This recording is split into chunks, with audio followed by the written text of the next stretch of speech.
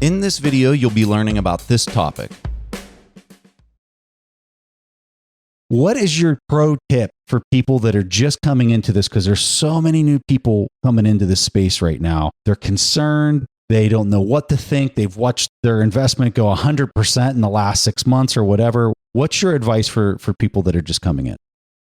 You need patience, and Bitcoin will teach you patience, because the gains that are there to be had, I think this is the most important innovation to money in 1,000 years. And I think there are tremendous gains ahead. But you're only going to get these gains if you have patience. And I think that the people who have seen this as sort of just a trading opportunity have been the ones who have missed out on these huge gains in 2011. You look at people in the early years who got hold of Bitcoin at a few cents and then sold it at $1, and they were like, oh, wow, that was great. I made 5-10x on my money, but they missed out on this massive bull run. And what you'll see is that people who made the biggest gains over that period of time were the ones who had deep conviction in the importance of this technology. And in the early days, it started out as ideological conviction. This is something that can change the world. This is something that can make the world more free. And I believe in that, and I'm not going to let go of that. So I would say if you're going to get into Bitcoin and you believe that you're doing it for financial gains into the future, you really need to have a lot of patience and conviction. So I think that it's so important for a person who doesn't have the conviction. And I've had this conversation with a lot of family members, friends. I tell them, if you don't have a lot of conviction, you really need to manage this emotional roller coaster with your position size and keep it very small up front. What are some of your thoughts on that?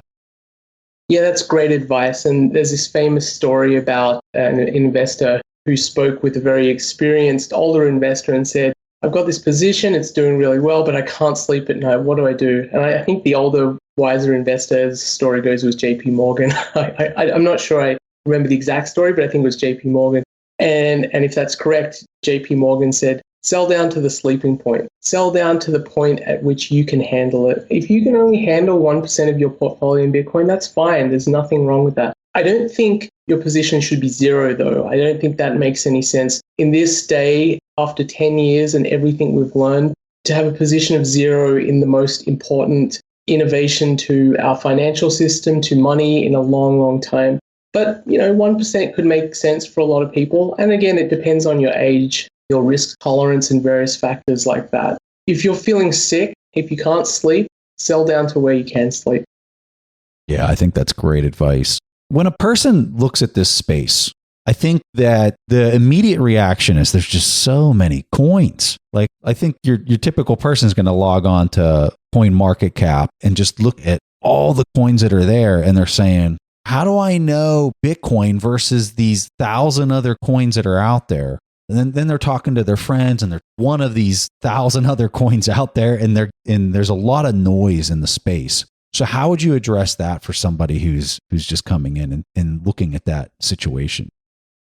Great question. And it's a very natural issue if you come in and you're not familiar with the space. You haven't really thought about network effects. You haven't thought about winner-take-all technologies. You haven't thought about these issues. You come in and you're like, wow, I could buy the cheap one. And the cheap one is, I don't know, name one of the altcoins that are out there. I think with Bitcoin, I sort of see it as this unique innovation or revolution to money. And it's something that happens once every 1,000 years, like the minting of coins or the development of promissory notes or something like that. And when it came about, Satoshi solved a critical problem in computer science, which is to invent digital scarcity. Before Satoshi's invention, we all sort of understand the idea of that when you put a picture online, it's really easy to copy. When you write words online, it's easy to copy. If someone writes a book, it can get pirated easily, or music can be pirated.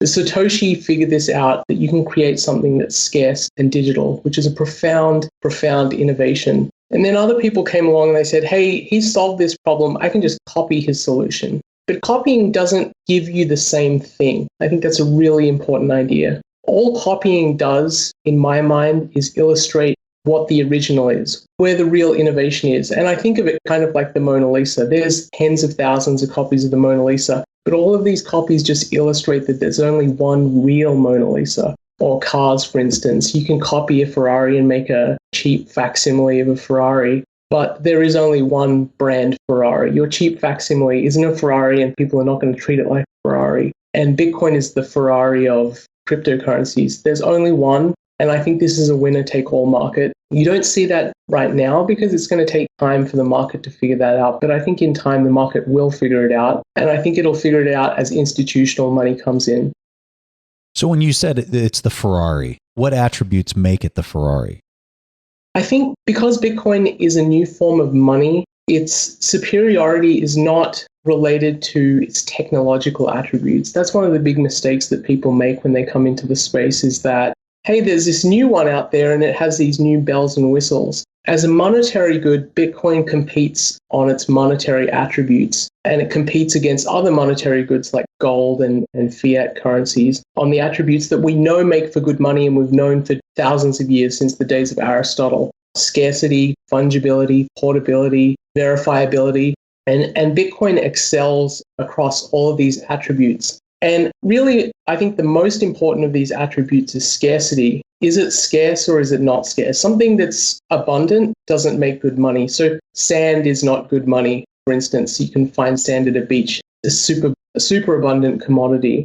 And this has been known for hundreds of years as well. Good money is always scarce. And really what matters is, can I believe in the scarcity of Bitcoin? This is a new digital good that's being created through the invention of Satoshi Nakamoto. Does the monetary policy of Bitcoin, its finite supply, which we know is at most 21 million Bitcoins, does it have credibility? That is the key aspect that I don't think any other cryptocurrency has, or is even close. They're not even in the same ballpark. I don't think they have any credibility.